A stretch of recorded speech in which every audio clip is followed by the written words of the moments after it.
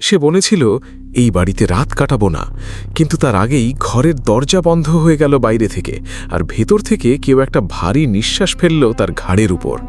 আর সিকিমের সেই পাহাড়ি রাতে অ্যাম্বুলেন্সের ভেতরে যে লাশটা ছিল সেটা যখন নিজে থেকে উঠে বসল, তখন ড্রাইভার বুঝল যাকে সে বহন করছে সে আর মৃত নেই, অথবা মৃত্যু তাকে এখনও ছাড়েনি। জানতে হলে পুরো এপিসোড শেষ পর্যন্ত শুনুন। শ্রোতা বন্ধুরা, আজকের এপিসোড 158তে আপনাদের স্বাগত। ঘড়ির কাঁটায় ঠিক রাত 9টা বাজে। রাত 9টা মানেই অশরীরীর ভয়ের আসর, যেখানে অন্ধকার কথা বলে, যেখানে রাত নিজেই একটা ঘটনার পাত্র হয়ে ওঠে, আর যেখানে আপনি বসে আছেন সেই ঘরের আলোটুকুই আপনার একমাত্র সঙ্গী। আজকের এপিসোডে আমি আপনাদের সামনে নিয়ে এসেছি দুটি এমন ঘটনা যা শুনলে আপনার বুকের ভেতরে একটা ঠান্ডা স্রোত বয়ে যাবে। রাতের নিস্তব্ধতা হঠাৎ ভারী মনে হবে, আর চোখ বন্ধ করতে ভয় লাগবে। একটি ঘটনা এসেছে উত্তর পূর্ব ভারতের পাহাড়ি রাজ্য মেঘালয় থেকে।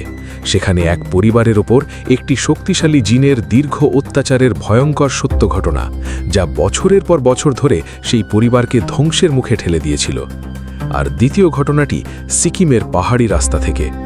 রাতের অন্ধকারে অ্যাম্বুলেন্সে করে লাশ বহন করতে গিয়ে ড্রাইভার যা দেখেছিল তা শুনলে আপনার বিশ্বাস, যুক্তি সব কিছু টলে যাবে। তাহলে সময় নষ্ট না করে শুরু করা যাক। ঘটনা শুরুর আগে আপনাদের কাছে আমার ছোট্ট একটি অনুরোধ। যারা এখনও অশরীরী পরিবারে যুক্ত হননি তারা প্লিজ সাবস্ক্রাইব বাটন ও পাশের বেল আইকন টিপে সকল নোটিফিকেশন অন করে নিন।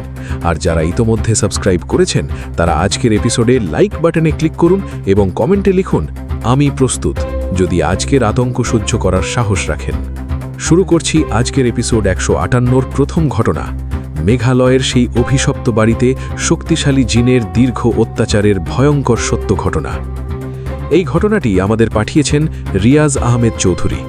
রিয়াজ ভাই মেঘালয়ের শিলং শহরের বাসিন্দা, পেশায় একটি বেসরকারি বিদ্যালয়ের শিক্ষক। বয়স তার 45। তিনি নিজে মেঘালয়ের একটি বাংলাভাষী পরিবারের সন্তান। শিলং শহরের উপকণ্ঠে তাদের পুরনো বাড়ি। কিন্তু এই ঘটনা তার নিজের নয়, এই ঘটনা তার ছোটবেলার প্রতিবেশী মাখন সাহা পরিবারের। সেই পরিবারের উপর দিয়ে যা ঘটেছিল তা রিয়াজ ভাই নিজের চোখে দেখেছেন, নিজের কানে শুনেছেন। অসংখ্য ধন্যবাদ রিয়াজ ভাইকে এই ভয়ঙ্কর সত্য ঘটনা আমাদের সাথে ভাগ করে নেবার জন্য।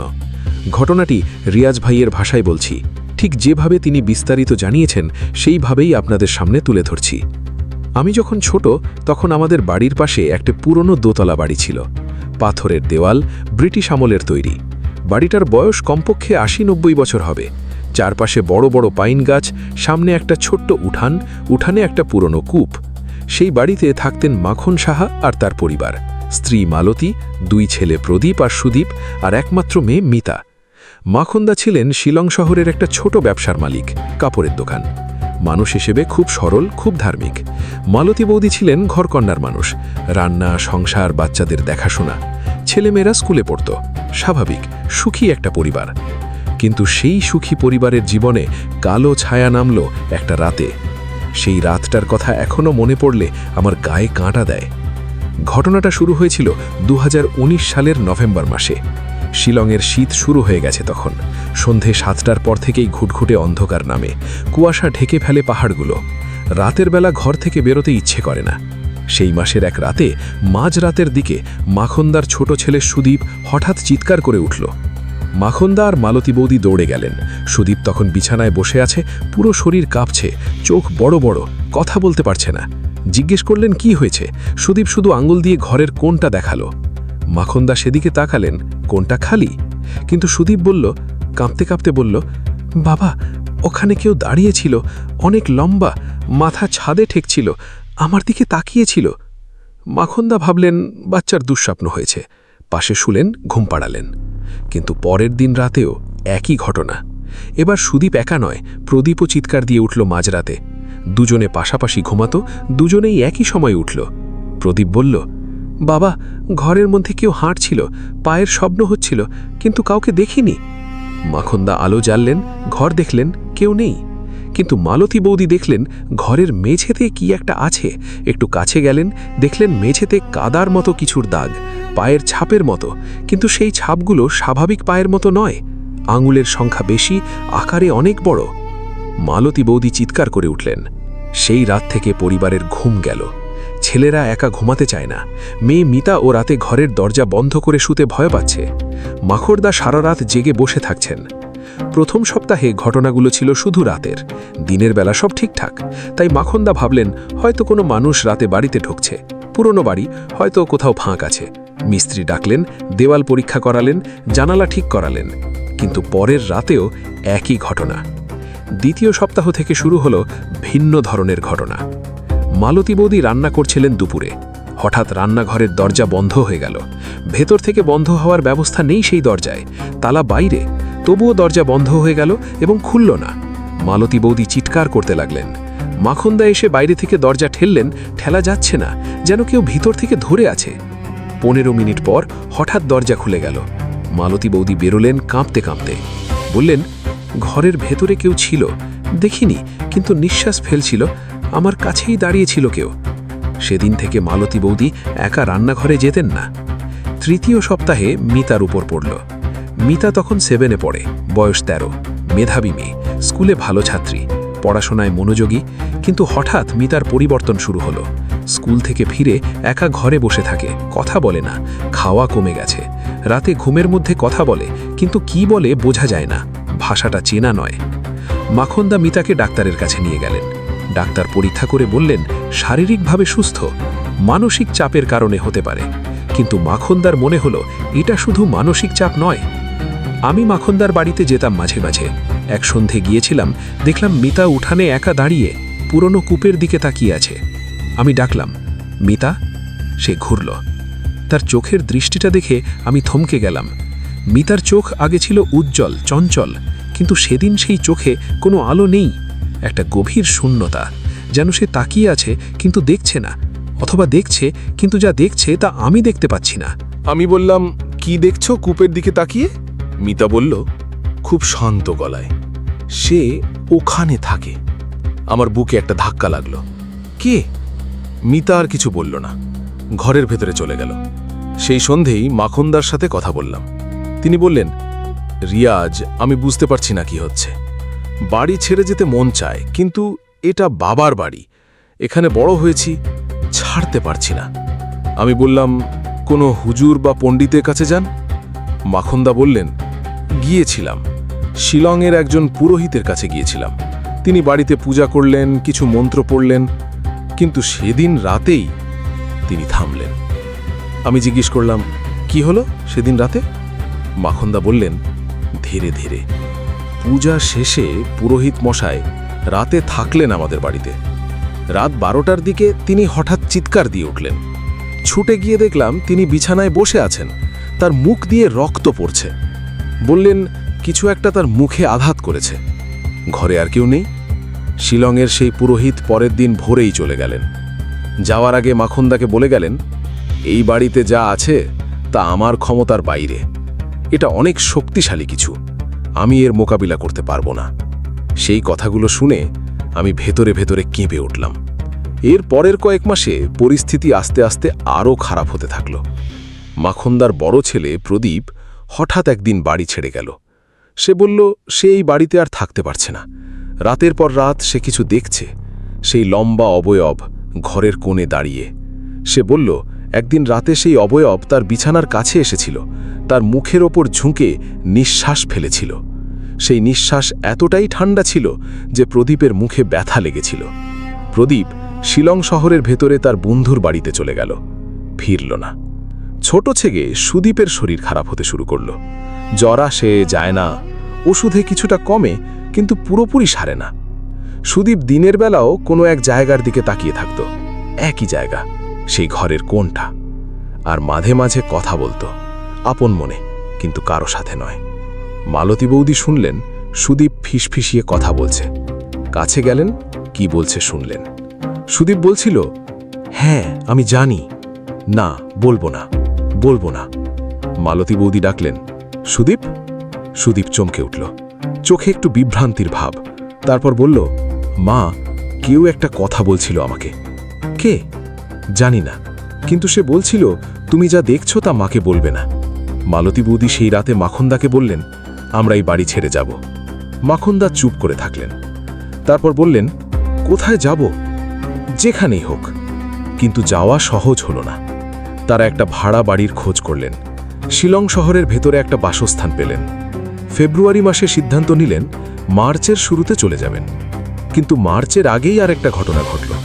এই ঘটনাটা আমি নিজের চোখে দেখেছি। ফেব্রুয়ারির শেষ দিকে একটা সন্ধ্যায় আমি মাখনদার বাড়িতে গিয়েছিলাম। মাখনদা বাড়িতে নেই, দোকানে। মালতী বৌদি, সুদীপ, মিতা বাড়িতে ছিলেন। আমরা বসে কথা বলছিলাম উঠানে। সন্ধে 7টার দিকে হঠাৎ কূপের কাছে একটা শব্দ হলো, পাথরে কিছু পড়ার শব্দ। আমি উঠে গেলাম। কূপের পাশে একটা বড় পাথর পড়ে আছে, আগে সেখানে ছিল না। কোথা থেকে এলো? আমি তাকালাম কূপের দিকে। কূপের ভেতরে তাকালাম। কূপের ভেতরে অন্ধকার, কিন্তু সেই অন্ধকারের মধ্যে একটা আলোর বিন্দু, ছোট কিন্তু স্পষ্ট, নীলাভ আলো নড়ছে। আমি তাকিয়ে থাকলাম। সেই আলোর বিন্দু বড় হচ্ছে, আস্তে আস্তে বড় হচ্ছে, যেন কিছু একটা কূপের ভেতর থেকে উপরের দিকে উঠছে। আমি পেছনে সরে এলাম। মালতী বৌদি চিৎকার করলেন, রিয়াজ, সরো ওখান থেকে। আমি সরে এলাম, কূপের দিকে আর তাকালাম না। সেই রাতে আমি মাখনদার বাড়িতে থেকে গেলাম। মাখনদা দোকান থেকে এলেন রাত 8টায়। আমি তাকে সব বললাম। মাখনদা মাথায় হাত দিয়ে বসলেন, বললেন, রিয়াজ, সেই কূপ কাকার আমলের। বাবা বলতেন এই কূপে নাকি পুরনো আমলে কিছু একটা ঘটেছিল। কি ঘটেছিল তা বাবাও স্পষ্ট জানতেন না। আমি বললাম, মাখনদা, আপনাকে এই বাড়ি ছাড়তে হবে তাড়াতাড়ি। মাখনদা বললেন, মার্চে যাওয়ার পরিকল্পনা করেছি। আমি বললাম, মার্চ পর্যন্ত অপেক্ষা করবেন না। মাখনদা বললেন, কিন্তু এই বাড়ি বাবার, ছেড়ে গেলে বাবার স্মৃতি থাকবে মনে, কিন্তু আপনার পরিবার থাকবে না যদি আরও দেরি করেন। সেই রাতে সিদ্ধান্ত হলো পরের সপ্তাহেই তারা চলে যাবেন। কিন্তু পরের সপ্তাহ অপেক্ষা করা হলো না, কারণ পরের দিন রাতে যা হলো তা দেখে মাখনদা পরের দিন ভোরেই বাড়ি ছাড়ার সিদ্ধান্ত নিলেন। সেই রাতে রাত 11টার দিকে বাড়ির সব আলো একসাথে নিভে গেল। বিদ্যুৎ বিভ্রাট নয়, পাশের বাড়িতে আলো আছে, শুধু মাখনদার বাড়ির আলো নিভে গেল। অন্ধকারে মোমবাতি জ্বালালেন মালতী বৌদি। তখন মিতা বলল শান্ত গলায়, বাবা, সে এসেছে। মাখনদা বললেন, কে? মিতা বলল, যে আমাদের ছাড়তে দিতে চায় না, সে বলছে তোমরা গেলে আমিও যাব। মালতী বৌদি মিতার হাত ধরলেন, ঠান্ডা বরফের মতো। হঠাৎ ঘরের ভেতর একটা ভারী শব্দ, যেন কিছু একটা পড়ে গেল, কিন্তু কিছু পড়েনি। পরে আলো জ্বলার পর দেখা গেল সব আসবাবপত্র ঠিক আছে। তারপর দেওয়ালে আঁচড়ের শব্দ, যেন কেউ নখ দিয়ে দেওয়ালে আঁচড় কাটছে, লম্বা ধীর আঁচড়। মাখনদা মোমবাতি নিয়ে দেওয়ালের কাছে গেলেন। দেওয়ালে আঁচড়ের দাগ, তাজা, এইমাত্র হয়েছে, গভীর দাগ, কিন্তু কোনো যন্ত্র ব্যবহার হয়নি। এত গভীর দাগ হাতের নখে হওয়ার কথা নয়। সেই রাতে 5 জন একসাথে বসে থাকলেন সারা রাত। ভোর হতে না হতেই মাখনদা ফোন করলেন ভ্যান গাড়ি ভাড়া করতে। সকাল 8টায় গাড়ি এলো। 12টার মধ্যে দরকারি জিনিসপত্র গুছিয়ে নিলেন। বিকেলে পুরো পরিবার ভাড়া বাড়িতে চলে গেল। আমি গিয়েছিলাম সাহায্য করতে। শেষবার যাওয়ার সময় একবার ঘুরে তাকালাম সেই পুরনো বাড়িটার দিকে। বাড়িটা একটু অন্ধকার দেখাচ্ছিল, যদিও বিকেলের আলো তখনও আছে। জানালাগুলো বন্ধ, উঠানে কেউ নেই। পুরনো কূপটা দেখা যাচ্ছে। কূপের ধারে কেউ নেই, কিন্তু মনে হচ্ছিল কেউ দেখছে। আমি মুখ খুঁড়িয়ে নিলাম। মাখনদার পরিবার নতুন বাড়িতে গেলেন। প্রথম কয়েকদিন কোনো অসুবিধা হলো না। সবাই ভাবলেন বুঝি মুক্তি মিলল। কিন্তু 7 দিন পরে মিতা আবার একই আচরণ শুরু করল। একা বসে থাকে দেওয়ালের দিকে তাকিয়ে, রাতে কথা বলে ঘুমের মধ্যে। মাখনদা তখন শিলংয়ের বাইরে গেলেন। গৌহাটিতে একজন পরিচিতর কথা শুনেছিলেন, এমন মানুষের কথা যিনি এই ধরনের সমস্যায় সাহায্য করতে পারেন। সেই মানুষটার নাম আব্দুল করিম সাহেব। বয়স্ক মানুষ, গৌহাটিতে থাকেন। তিনি এই ধরনের বিষয়ে অভিজ্ঞ। মাখনদা তাকে ফোন করলেন, সব ঘটনা বললেন। করিম সাহেব শুনলেন, কিছুক্ষণ চুপ থেকে বললেন, আপনার মেয়ের ওপর একটি শক্তিশালী জিনের প্রভাব পড়েছে। সে আপনার পুরনো বাড়িতে থাকত, কিন্তু আপনার মেয়েকে ধরে রেখেছে। বাড়ি ছেড়েছেন, কিন্তু জিন ছাড়েনি। মাখনদা বললেন, এখন কি করব? করিম সাহেব বললেন, আমাকে যেতে হবে। কিন্তু আপনাকে একটা কথা বলি, এই জিন দুর্বল নয়, সে অনেক পুরনো, অনেক শক্তিশালী। আপনার বাড়িতে সেই কূপটা কতদিনের পুরনো? মাখনদা বললেন, কূপটা জানি না, বাড়ির চেয়েও পুরনো হতে পারে। করিম সাহেব বললেন, কূপের মধ্যে অনেক পুরনো কিছু আছে, সেখানে হয়তো বহু বছর আগে কোনো ঘটনা ঘটেছিল যা ওই জিনকে সেখানে আটকে রেখেছিল। আপনারা বাড়িতে থাকতেন, কোনো সমস্যা হয়নি, কারণ জিন ঘুমিয়েছিল। 2019 সালে কি হয়েছিল সেই বাড়িতে? কোনো পরিবর্তন হয়েছিল? মাখনদা ভাবলেন, তারপর বললেন, 2019 সালের শুরুতে আমরা বাড়ি মেরামত করেছিলাম। কূপের পাশের মাটি খোঁড়া হয়েছিল পানির পাইপ বসাতে। করিম সাহেব বললেন, সেটাই কারণ। মাটি খোঁড়ার সময় কিছু একটা বিরক্ত হয়েছে, জেগে উঠেছে। করিম সাহেব 3 সপ্তাহ পরে এলেন। মাখনদার নতুন বাড়িতে এলেন। মিতাকে দেখলেন। কিছুক্ষণ মিতার সাথে কথা বললেন। মিতা সেই সময় যা বলল, করিম সাহেব পরে মাখনদাকে বললেন, মিতা এমন কিছু ভাষায় কথা বলছিল যা সে এই বয়সে জানার কথা নয়। এমন কিছু বিষয়ে কথা বলছিল যা একটা 13 বছরের মেয়ের জানার কথা নয়। করিম সাহেব বুঝলেন, পরিস্থিতি গুরুতর। তিনি প্রথম রাতে কাজ শুরু করলেন। নির্দিষ্ট কিছু আয়াত পড়লেন। সারা রাত পড়তে থাকলেন। মাখনদার পুরো পরিবার পাশের ঘরে। মাঝরাতের পর হঠাৎ মিতা চিৎকার দিয়ে উঠল। মালতী বৌদি ছুটে গেলেন। করিম সাহেব হাত দিয়ে থামালেন। ঢুকবেন না। ঘরের ভেতর থেকে শব্দ আসছে। মিতার কণ্ঠস্বর, কিন্তু মিতার মতো নয়, অনেক ভারী গম্ভীর কণ্ঠ, আর করিম সাহেবের পড়ার আওয়াজ। এভাবে চলল প্রায় 1 ঘন্টা। তারপর শান্ত হল। করিম সাহেব বেরোলেন। তার মুখ ঘামে ভেজা, শরীর কাঁপছে সামান্য। বললেন, মিতা ঠিক আছে, ঘুমিয়ে পড়েছে, কিন্তু সব শেষ হয়নি। এই জিন যায়নি। সে এখন দুর্বল হয়েছে, কিন্তু যাবে না সহজে। পরদিন রাতে আবার করিম সাহেব কাজ করলেন, এইবার আরও দীর্ঘ। সেই রাতের মাঝামাঝিতে করিম সাহেব জানালেন যে জিনটি তার সাথে কথা বলছে।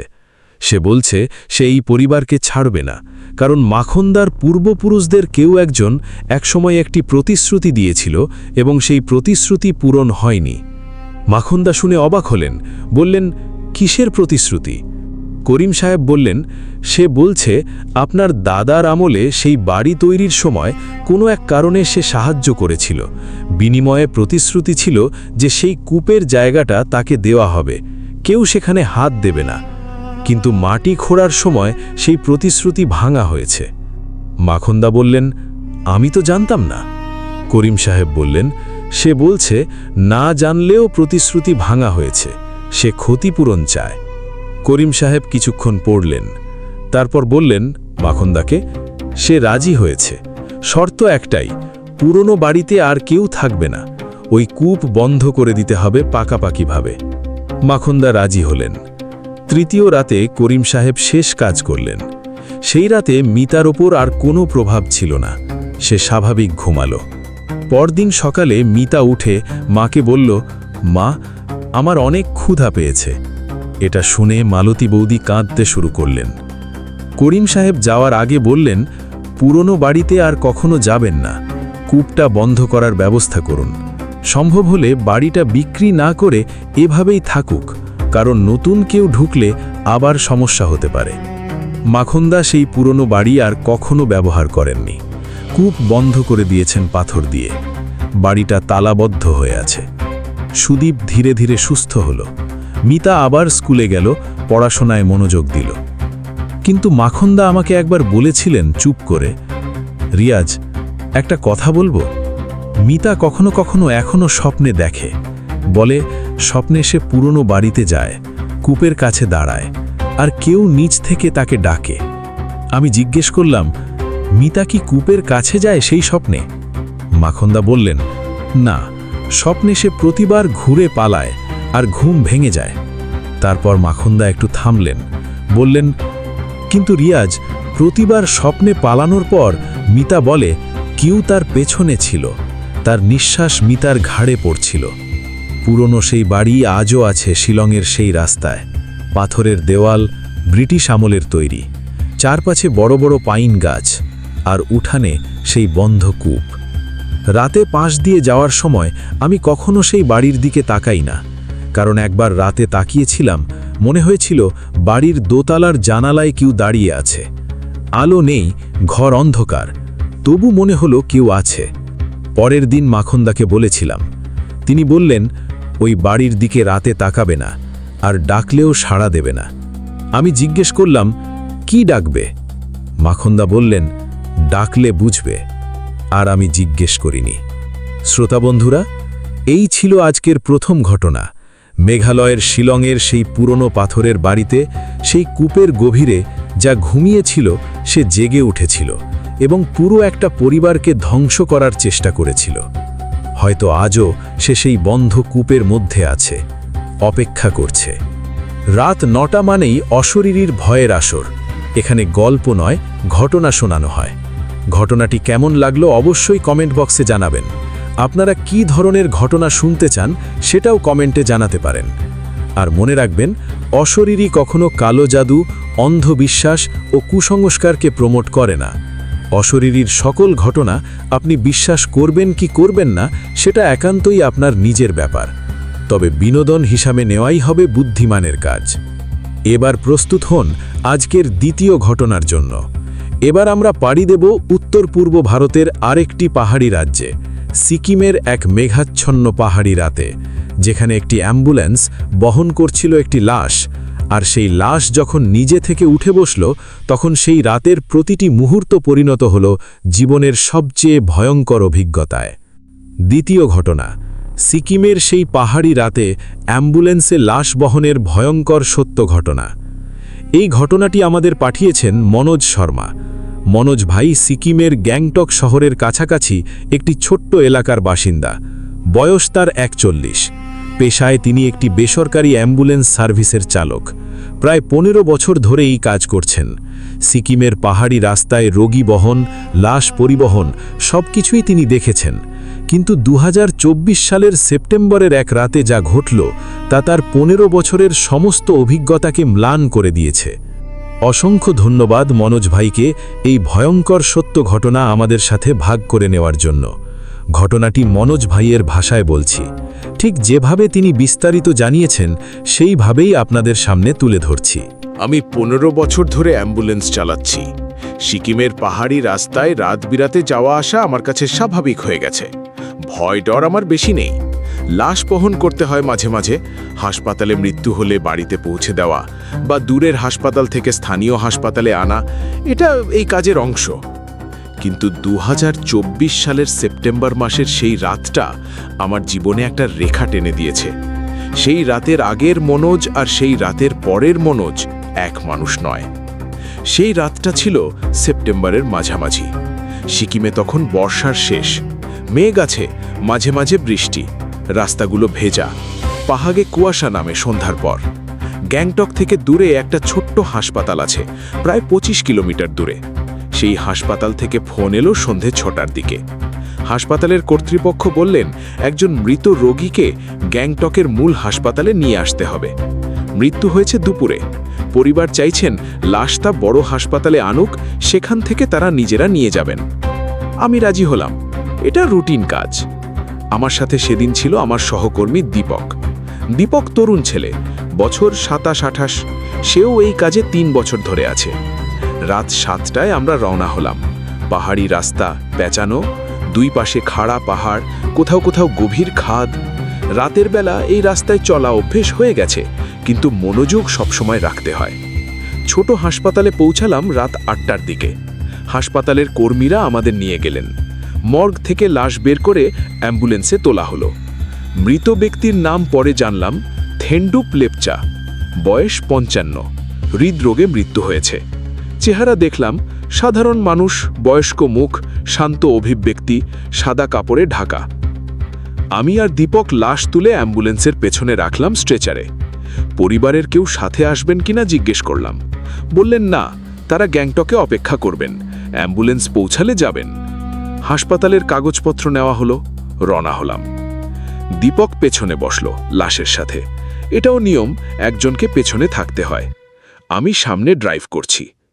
প্রথম 10-15 মিনিট সব ঠিকঠাক।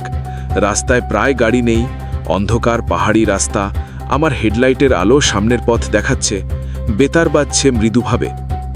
তারপর দীপক হঠাৎ বলল, মনোজদা। তার গলার স্বরটা অদ্ভুত, শান্ত, কিন্তু একটু অদ্ভুত টান আছে। আমি বললাম, কি? দীপক বলল, লাশটা একটু সরে গেছে মনে হচ্ছে। আমি বললাম, রাস্তা পেঁচানো, সেজন্য হবে। দীপক বলল, না মনোজদা, রাস্তায় মোড় ছিল না এখন, কিন্তু লাশটা একটু বাম দিকে হেলে গেছে। আমি একটু অস্বস্তি বোধ করলাম, কিন্তু মনে মনে বললাম, নিশ্চয়ই রাস্তার কারণে। স্ট্রেচার পুরোপুরি সমতল নয়, হয়তো একটু হেলে আছে। আমি বললাম, ঠিক করে দে। কিছুক্ষণ চুপ। তারপর দীপক বলল, মনোজদা, একটু থামো। কেন? থামো। দীপকের গলায় এমন কিছু ছিল যা আমাকে থামাতে বাধ্য করল। আমি একটু দেখে রাস্তার পাশে গাড়ি থামালাম। পেছন ফিরে তাকালাম। দীপক স্ট্রেচারের কাছে দাঁড়িয়ে আছে, তার মুখ ফ্যাকাশে, চোখ বড় হয়ে গেছে। আমি বললাম, কি হয়েছে? দীপক আঙুল দিয়ে দেখালো। স্ট্রেচারে থেন্ডুপ লেপচার লাশ, সাদা কাপড়, কিন্তু কাপড়ের ভেতর থেকে হাত একটু বেরিয়ে এসেছে, বাম হাত, কাপড়ের বাইরে। আমি ভাবলাম রাস্তার ঝাঁকুনিতে বেরিয়ে এসেছে। আমি বললাম, হাতটা ঢেকে বে। দীপক এগোলো না। আমি নিজে গেলাম, হাতটা ঢেকে দিলাম কাপড়ে। ফিরে আসছিলাম, তখনই দীপক আমার হাত ধরল। মনোজদা। কি? পা নড়েছে। আমি ঘুরলাম, স্ট্রেচারের দিকে তাকালাম। পা দুটো কাপড়ের ভেতরে, নড়েছে কিনা বোঝার উপায় নেই। আমি বললাম, তুই ভুল দেখেছিস। দীপক বলল, না মনোজদা, আমি স্পষ্ট দেখেছি, পায়ের পাতাটা একটু নড়ল। আমি বললাম, মৃত মানুষের মাংসপেশি মাঝে মাঝে সংকুচিত হয়, এটা স্বাভাবিক। এই কথাটা আমি জানতাম, বলেছিলাম দীপককে স্বাভাবিক করতে, কিন্তু মনের ভেতরে একটা অস্বস্তি হচ্ছিল। আমরা আবার গাড়িতে উঠলাম, রওনা হলাম। 5 মিনিট গেছে কিনা হঠাৎ একটা শব্দ, পেছন থেকে, ধীর স্পষ্ট শব্দ। স্ট্রেচারের কাঠের ওপর কিছু একটা নড়ছে। আমি হাতলে চাপ দিলাম, গতি কমালাম, দীপকের দিকে তাকালাম রিয়ার ভিউ মিররে। দীপক একদম পেছনের কোণে সিটে উঠে বসে আছে, স্ট্রেচার থেকে সে সরে গেছে। আমি থামলাম, আবার পেছন তাকালাম। থেন্ডুপ লেপচার শরীর স্ট্রেচারে আগের মতোই আছে, সাদা কাপড় ঢাকা, কিন্তু কাপড়ের ঢাকনাটা আগের মতো নেই। মুখের কাছের অংশ একটু সরে গেছে, মুখের একটা অংশ দেখা যাচ্ছে, বন্ধ চোখ। আমি ঢাকনা ঠিক করে দিলাম। দীপককে বললাম, শক্ত হ, এটা স্বাভাবিক ঘটনা। দীপক বলল, মনোজদা, সে নিঃশ্বাস ফেলছে। আমি বললাম, কি বলছিস? দীপক বলল, কাপড়টা উঠানামা করছিল বুকের কাছে, যেন কেউ শ্বাস নিচ্ছে।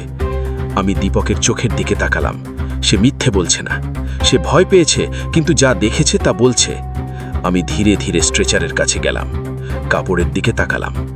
বুকের কাছে কাপড়টা একটু উঁচু নিচু হচ্ছে, খুব সামান্য, কিন্তু হচ্ছে। আমি ভাবলাম, এটা কি সম্ভব? মৃত মানুষের শরীরে গ্যাস তৈরি হয়, হয়তো সেই কারণে এই উঁচু নিচু হওয়া। কিন্তু এই ব্যাখ্যায় আমি নিজেই বিশ্বাস করতে পারলাম না। আমি বললাম, চলো তাড়াতাড়ি যাই। গাড়িতে উঠলাম, জোরে চালাতে শুরু করলাম। তখন রাত প্রায় 9টা, গ্যাংটক আরও 15 কিলোমিটার দূরে। 5 মিনিট যাওয়ার পর দীপক চিৎকার করে উঠল, এমন একটা চিৎকার যা আমি আগে কখনো দীপকের কাছ থেকে শুনিনি। ভয়ের চিৎকার, গলা ভেঙে বেরোনো চিৎকার। আমি ব্রেক কষলাম, পেছনে তাকালাম। দীপক সিটের কোণে, তার মুখ ঢাকা হাত দিয়ে। স্ট্রেচারে থেন্ডুপ লেপচা উঠে বসে আছে, লাশটা উঠে বসে আছে, মাথা সোজা, চোখ বন্ধ, সাদা কাপড় নিচে পড়ে গেছে কোমর পর্যন্ত। আমি সেই মুহূর্তে শরীরে কোনো অনুভূতি পাচ্ছিলাম না, বুকের মধ্যে যেন সব বন্ধ হয়ে গেছে। থেন্ডুপ লেপচার চোখ বন্ধ, কিন্তু সে বসে আছে সোজা হয়ে। দীপক কাঁদছে।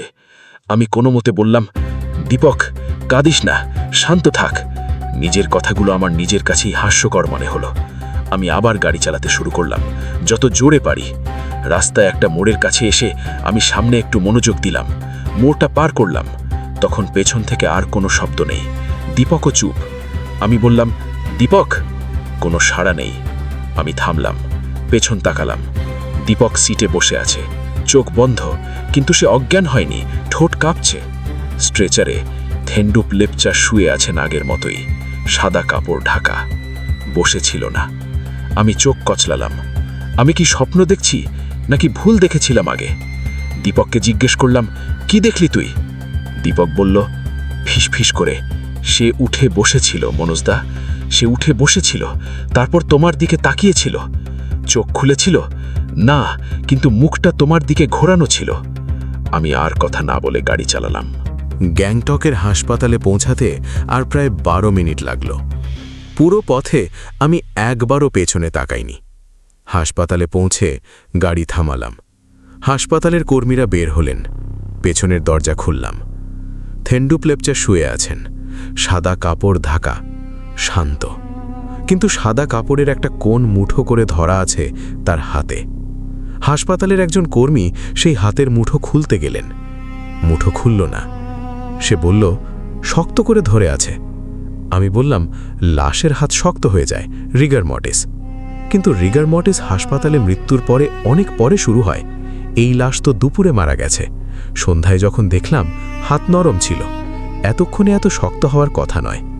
কিন্তু আমি কিছু বললাম না। হাসপাতালে লাশ হস্তান্তর হলো, কাগজপত্র সম্পন্ন হলো। পরিবার এলেন কিছুক্ষণ পরে। আমরা বের হলাম, অ্যাম্বুলেন্সে উঠলাম। দীপক বলল, মনোজদা, আজকের ঘটনা কাউকে বলবো না। আমি বললাম, ঠিকই বলেছিস, কিন্তু ঘটনা সেখানে শেষ নয়। পরদিন সকালে থেন্ডুপ্লেপচার পরিবার হাসপাতালে এলেন লাশ নিতে। হাসপাতালের কর্মীরা মর্গে নিয়ে গেলেন। মর্গে লাশ নেই। থেন্ডুপ্লেপচার লাশ মর্গে নেই। পুরো হাসপাতাল তন্ন তন্ন করে খোঁজা হলো, পাওয়া গেল না। আমি এই খবর পেলাম দুপুরে। হাসপাতাল কর্তৃপক্ষ ফোন করলেন, জিজ্ঞেস করলেন আমি ঠিকঠাক লাশ হস্তান্তর করেছি কিনা। আমি বললাম, হ্যাঁ, কাগজপত্র সই করা আছে। হাসপাতালের কর্মীরা নিজেরাই স্ট্রেচার থেকে নামিয়েছেন, কিন্তু লাশ নেই। পুলিশ এলো, তদন্ত হলো, মর্গের ক্যামেরা ফুটেজ দেখা হলো। ফুটেজে স্পষ্ট দেখা যাচ্ছে রাত 10টার দিকে থেন্ডুপ্লেপচার লাশ মর্গের টেবিলে আছে। রাত 11টার পর ক্যামেরা কিছু একটা কারণে অন্ধকার হয়ে যায়। ক্যামেরা নষ্ট হয়নি, কিন্তু ফুটেজ কালো হয়ে যায়। রাত 12টার পর আবার ফুটেজ পরিষ্কার হলে মর্গ খালি। থেন্ডুপ্লেপচা সেই মর্গের টেবিল থেকে গেছেন, কিন্তু কোথায়? মর্গের দরজা বন্ধ ছিল, ভেতর থেকে। বাইরে থেকে কেউ ঢোকেনি। পুলিশ তদন্তে কোনো সমাধান পেল না। পরিবার আবেদন করলেন, মিডিয়া একটু খবর করল, কিন্তু লাশ পাওয়া গেল না। আজ পর্যন্ত পাওয়া যায়নি। কিন্তু আমি যা দেখেছিলাম সে কথা আমি দীপক ছাড়া আর কাউকে বলিনি। অ্যাম্বুলেন্সে লাশটা উঠে বসেছিল। সে আমার দিকে মুখ ঘুরিয়েছিল, তারপর আবার শুয়ে পড়েছিল। আমি বহুবার নিজেকে জিজ্ঞেস করেছি, আমি কি ভুল দেখেছিলাম? দীপক কি ভুল দেখেছিল? কিন্তু দুজন মানুষ একই জিনিস একই সময়ে ভুল দেখতে পারে না। এই ঘটনার প্রায় 2 মাস পরে আমার সাথে একটা মজার ঘটনা ঘটল। আমি একদিন গ্যাংটকের বাজারে ছিলাম। হঠাৎ একজন বৃদ্ধ মানুষ আমার কাছে এলেন। সিকিমের স্থানীয় মানুষ, পাহাড়ি চেহারা, বয়স 70-এর ওপরে। তিনি আমার দিকে তাকিয়ে বললেন, তুমি কি সেই রাতে অ্যাম্বুলেন্স চালিয়েছিলে থেন্ডুপের লাশ নিয়ে? আমি অবাক হলাম। আপনি কিভাবে জানলেন? বৃদ্ধ মানুষ বললেন, থেন্ডুপ আমার দূরের আত্মীয়, তার পরিবারের মুখে শুনেছিলাম। আমি বললাম, বেচারা লাশ এখনো পাওয়া যায়নি, পরিবার কষ্টে আছে। বৃদ্ধ মানুষ বললেন, লাশ পাওয়া যাবে না। আমি অবাক হয়ে বললাম, কেন? তিনি বললেন, থেন্ডুপ মরেনি। আমি চমকে উঠলাম। তিনি বললেন, থেন্ডুপের একটা ব্যাপার ছিল, ছোটবেলা থেকে তাকে অনেকবার মৃত ভাবা হয়েছে, কিন্তু সে ফিরে এসেছে। এটা নিয়ে তার পরিবারে অনেক কথা ছিল। আমি বললাম, কিন্তু ডাক্তার মৃত ঘোষণা করেছেন। বৃদ্ধ মানুষ একটু হাসলেন। ডাক্তার সব বোঝেন না। কিছু মানুষ আছে যাদের মৃত্যু একটু অন্যরকম হয়, সহজে যায় না। আমি জিজ্ঞেস করলাম, তাহলে থেন্ডুপ কোথায়? বৃদ্ধ মানুষ বললেন, সে চলে গেছে, কিন্তু যেভাবে সাধারণ মানুষ চলে যায় সেভাবে নয়। তিনি আর কিছু বললেন না, চলে গেলেন। আমি সেখানে দাঁড়িয়ে থাকলাম। সহজে যায় না, এই কথাটা মাথায় ঘুরতে থাকল। যে মানুষ অ্যাম্বুলেন্সে উঠে বসেছিল, চোখ বন্ধ রেখে মুখ ঘুরিয়েছিল, সে কি তখনও মৃত ছিল, নাকি সে সত্যিই মরেনি? আর যে মানুষ মর্গ থেকে অদৃশ্য হয়ে গেল, সে কি নিজে থেকে চলে গেছে? এই প্রশ্নের উত্তর আমার কাছে নেই। দীপক সেই ঘটনার পরে আর রাতের শিফটে কাজ করে না, দিনের বেলায় চালায়। জিজ্ঞেস করলে বলে, রাতে পাহাড়ি রাস্তায় গাড়ি চালানো আমার পছন্দ না। আমি জানি সত্যিকারের কারণটা কি। আমার নিজের কথা বলতে গেলে আমি এখনও কাজ করি, লাশ বহন করি, কিন্তু প্রতিটা রাতের বহনের সময় মনে মনে একটা কথা বলি, যাকে বহন করছি সে যেন শুয়েই থাকে। আর যদি কখনো পেছন থেকে শব্দ হয় আমি থামাই না, সোজা গন্তব্যে চলে যাই। কারণ থামলে পেছনে কি দেখব সেটা দেখার সাহস আমার আর নেই। সিকিমের সেই রাস্তা আজও আছে, পেঁচানো, অন্ধকার, কুয়াশায় ঢাকা পাহাড়ি পথ। সেই পথে রাতের বেলা অ্যাম্বুলেন্স চলে, রোগী নিয়ে যায়, লাশ বহন করে। আর থেন্ডুপ লেপচার লাশ সিকিমের কোথাও না কোথাও আছে, হয়তো পাহাড়ে, হয়তো কোনো নদীর কাছে, হয়তো কোনো ঘরে, কিন্তু কোথায় কেউ জানে না। আর সেই মর্গের ক্যামেরা ফুটেজে যে 1 ঘন্টার অন্ধকার, সেই অন্ধকারে কি হয়েছিল সেটা হয়তো আর কোনোদিন জানা যাবে না। শ্রোতা বন্ধুরা, আজকের এপিসোড 158-র 2টি ঘটনা এখানেই শেষ করলাম। মেঘালয়ের শিলংয়ের সেই পুরনো পাথরের বাড়িতে, সেই বন্ধ কূপের ভেতরে যা ঘুমিয়েছিল, সে একটি পুরো পরিবারকে ধ্বংস করতে চেয়েছিল। আর সিকিমের সেই পাহাড়ি রাতে অ্যাম্বুলেন্সে যে লাশ উঠে বসেছিল, চোখ বন্ধ রেখে মুখ ঘুরিয়েছিল, সে আজও নিখোঁজ। এই 2টি ঘটনা আমাদের মনে করিয়ে দেয়, এই পৃথিবীতে এমন অনেক কিছু আছে যার ব্যাখ্যা আমাদের বিজ্ঞান দিতে পারে না, আমাদের যুক্তি ধরতে পারে না। কিছু সত্তা আছে যারা আমাদের মনে করে রাখে, কিছু মানুষ আছে যারা এই পৃথিবী থেকে সাধারণভাবে যায় না। যদি এরকম কোনো অভিজ্ঞতা আপনার বা আপনার পরিচিত কারোর জীবনে ঘটে থাকে, তাহলে আমাদের সাথে শেয়ার করতে পারেন। আমাদের ইমেল oshoriri@gmail.com। আপনার পরিচয় সম্পূর্ণ গোপন রাখার প্রতিশ্রুতি দিচ্ছি। আজকের এপিসোড কেমন লাগলো কমেন্ট বক্সে জানাতে ভুলবেন না। লাইক দিন, আপনার প্রিয়জনের সাথে শেয়ার করুন। যারা এখনও সাবস্ক্রাইব করেননি, প্লিজ এখনই সাবস্ক্রাইব করুন এবং বেল আইকন অন করুন, যেন পরের এপিসোড প্রকাশ হওয়ার সাথে সাথে নোটিফিকেশন পান। মনে রাখবেন, রাত 9টা মানেই অশরীরীর ভয়ের আসর। এই আসর থেকে বের হওয়ার পথ নেই, কারণ ভয় যতক্ষণ আছে, অশরীরী ততক্ষণ আছে। অন্ধকার যতক্ষণ থাকবে, এই আসর চলতে থাকবে। আগামী নতুন এপিসোডে সম্পূর্ণ নতুন ভয়ঙ্কর সত্য ঘটনা নিয়ে হাজির হব। সে পর্যন্ত ভালো থাকুন, সুস্থ থাকুন, সুন্দর থাকুন, নিরাপদে থাকুন। রাতের পাহাড়ি রাস্তায় গাড়ি চালালে পেছনে তাকাবেন না। কোনো মর্গের দরজা যদি ভেতর থেকে বন্ধ থাকে, খুলতে যাবেন না। আর কেউ যদি অ্যাম্বুলেন্সে উঠে বসে, থামবেন না, সোজা চলে যান। শুভরাত্রি।